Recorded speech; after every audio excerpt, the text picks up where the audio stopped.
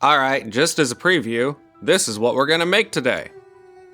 What's up, Internet? So we are back with another beginner-friendly tutorial build for terrariums that should be free or almost free depending on what you have available.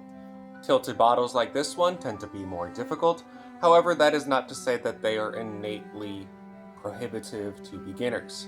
There are a few different things that we have to do, but first and foremost, you may have seen this build before. It got knocked over, and that's why we have now added a third point of contact here. So I pre-glued this stuff on quite a while ago actually with some super glue. After it cures, it's technically inert if you ever need to do something inside with adhesive, but we will not be using that knowledge for us today. We're going to add in some drainage layer, which I just use gravel because it's free, although you can use leca, lava rock, whatever. Then a substrate barrier, which although window screen mesh and things like it are best, I like to use plastic with a bunch of holes stabbed into it because it's free and it gives me an outlet for rage. After that, we're going to add some substrate, which we will make our own ABG mixture depending on what goes in there. It's not as hard as it sounds, and it's actually cheaper than buying it yourself. Then we add in the hardscape and plants. Now, the most important thing when doing a tilted bottle like this, because they are, a little bit annoying to deal with, is we have to factor in how we're going to clean it, how we're going to trim it, maintenance and stuff like that. And a lot of that gets dictated by the length of the neck, the width of the neck, and the width of the bottle itself. When building these, it's easier to go from the bottom to the top. So we're going to be starting mostly down here. Not 100%, but it's going to be kind of thematic as we move forward. So without further ado, let's get started. And adding in the gravel takes a little bit, so I will be back momentarily. Alright, so in the past, I've just put these in individually or, in small clumps. So I'm going to be trying to funnel today, and hopefully that's a little bit easier. Probably won't be because I have atrocious luck. So let me just pour some of these in. Cool sound at least. Okay, that actually somehow miraculously worked. Now, generally I like to have a bit of a smaller, circumference for the things that I use for a drainage layer, but this is what I had available today, so that is what I'm using, and I suppose that is indeed a bit more realistic for how people do these at home, and that's how I built my, it's kind of how I build my terrariums, is at least the ones that are on camera, I make them as realistic for viewers as possible. So it doesn't have to be absolutely perfect. So that's what we got. I actually probably should use more, but I don't have any on hand. So, you might not have extra on hand too. But make sure to get more than you think you need so that you always have extra and don't run into this problem. So next we're going to be adding in our substrate barrier. Now, like I said, the best drainage layer option is going to be either leca or small lava rock. I use this gravel for these because it's free and you can get it outside. Obviously, you need to sterilize that. We do that by first an initial wash followed by boiling. As for the barrier, like I said, the best and most common and readily used is some form of window screen mesh. Once again, using a piece of plastic from a Ziploc bag for realism. When I make really nice ones for myself, I use the appropriate materials, but I try to do these tutorials with free or next to nothing so that it's the most, adaptable to somebody trying it for the first time. So we get that in there. And there we go. Now, for the substrate, I'm probably going to make a large mess because you can't really use the funnel for that in a tilted bottle like this, because if you do, you could. Anyway, I just want to avoid mixing. So I'm going to do it slow and steady with the little spatula thing. If you don't have one of these, you can use like a spoon or a knife. Just don't let your significant other see you using silverware to play with dirt. Now, generally speaking, when we make a standard shaped terrarium, we want to have the substrate sloped up towards the back to create a looser area depth and additional surface area. We're going to do something similar here, however, based on the hardscape that I have planned, it's going to be a bit more dramatic. Now, as for the moisture level of the substrate when we're putting it in, it kind of depends on how much water you're going to be adding later, whether it be through your plants, springtails, or any kind of misting to get dirt off of it. It's easier, so much easier, to have it be drier than you think you need because it is a lot easier to add water than to wait for it to evaporate off. You don't want any water to come out when you squeeze it. If it's too damp, it will go anaerobic, and that is very difficult to subsequently remedy.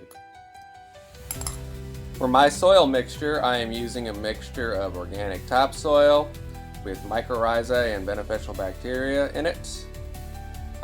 Get that from the garden section of the local hardware store or from a garden section itself. Don't buy terrarium specific stuff, it's all a scam. Then there's some coconut coir, a little bit of dried and diced up sphagnum moss, leaf litter, little stickies, some little tiny bit of sand. Essentially what we want is something that compacts easily but still holds its shape if you were to try and dig out a tunnel, and something that is good at allowing drainage while still retaining its moisture. I also use some of my own personal compost that I make, and I really don't know what to tell you about that because everyone's going to be different based on what they're making it out of and what kind of microorganisms live in their area. But you don't need that. If you wanted to do something pretty easy, I would say just get some organic topsoil, sphagnum moss, and coconut fiber, and mix it together until it's the appropriate consistency for what you're doing. A lot of people want a specific recipe, but that's just not how it works. It's going to vary, and if you check out people that are a bit more prominent on YouTube than I, when they're giving you a recipe, they will always give you something different than the other person. So to illustrate what I said with respect to kind of our sloping strategy, let me starting to get there, so let me turn it sideways for you. You'll see it's a bit more flat and then rigid thereafter. That's because of the stuff that I'm putting in it. Normally, when we do a standard shape, we kind of have a gradual grade. We're not doing that today. Alrighty. That's enough for a primary amount of soil. So now let's start adding our hardscape, which I will be using 3 stones and a stick. Because, as I said, we need to make sure when we're doing this that we plan, A, for shit to go wrong, B, we plan for maintenance.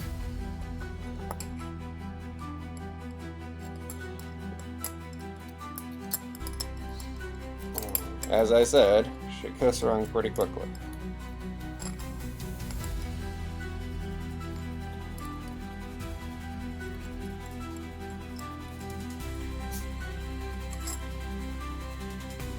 So now that those are in, we can add a little bit of finalizing soil to help lock things in place.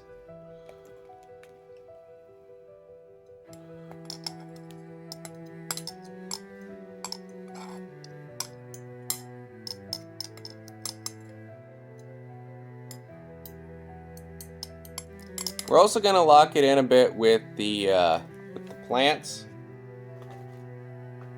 so that'll be helpful. But we just want to fill in some of these gaps.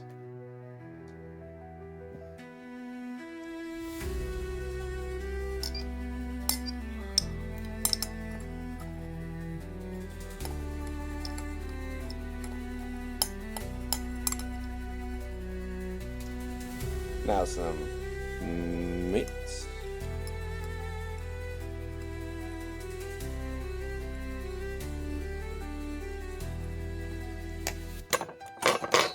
And we are going to be adding a stick as well. And that'll create a nice little When we pair that with a vining plant, it'll create a nice little aesthetic.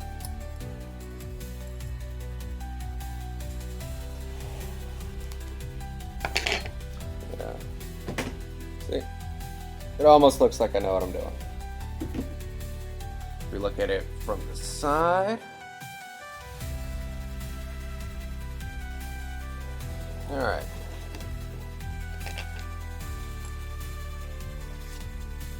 Now let's add some of our moss. Gonna have to take the stick out.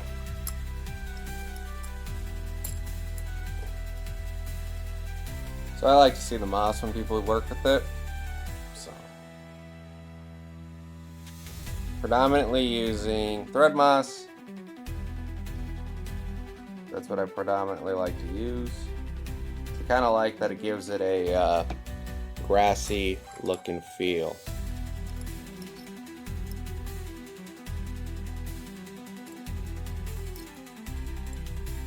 Now we want to press it down a little bit. That'll help the moss to wick up moisture and nutrients.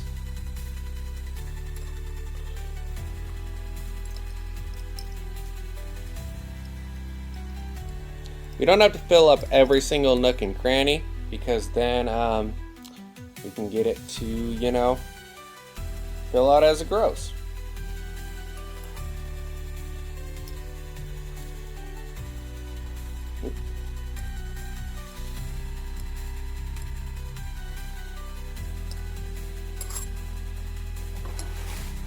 That's looking for.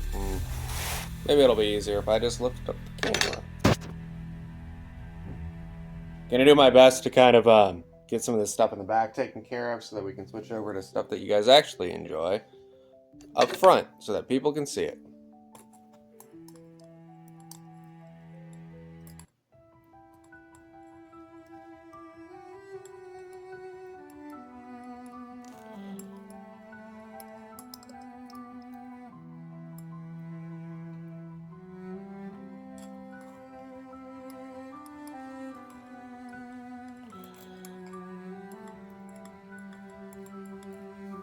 That's a much better angle. I don't know why I didn't do that from the beginning.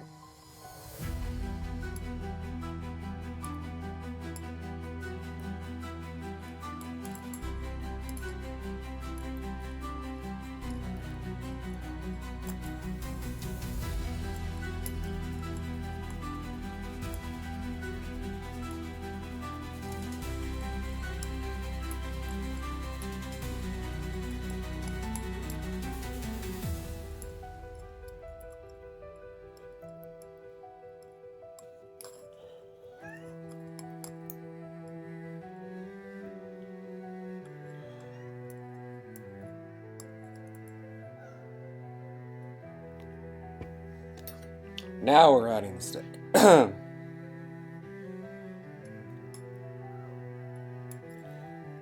on. We've been over this, Mr. Stick.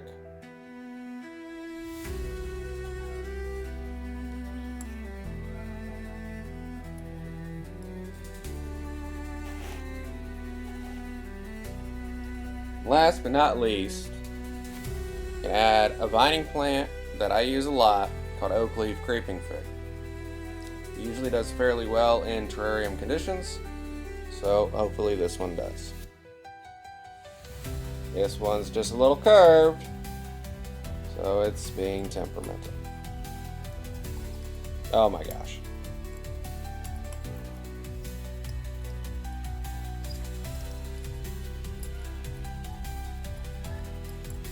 I have taken the stick out.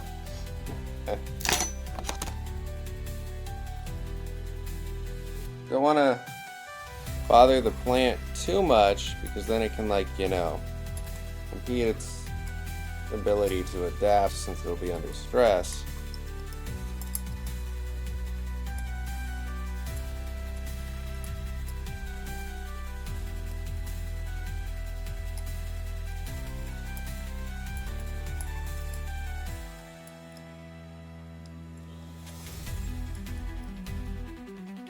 You know what? It's gonna have to learn.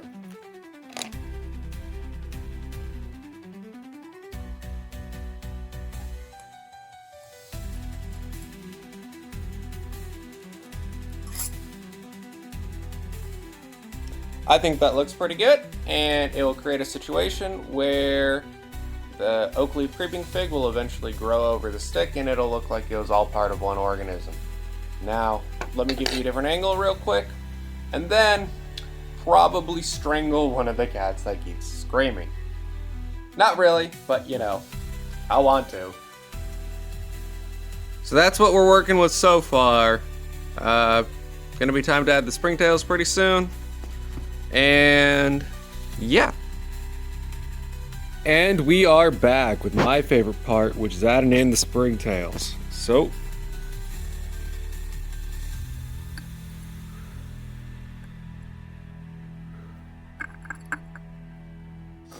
you can seldom get every single one in. Got a couple still in there that I need to relocate back to the colony. And well, we're done. So this should grow in pretty well. I'll probably do an update video eventually. I don't know, I don't really do those too often. I probably should start doing that because making all these beginner ones runs out of space fairly quickly. Plus all the ones that I end up not showing because, you know, shitty camera. I have no idea how to film myself doing stuff. As you can probably notice from the camera angle almost never changing. Later.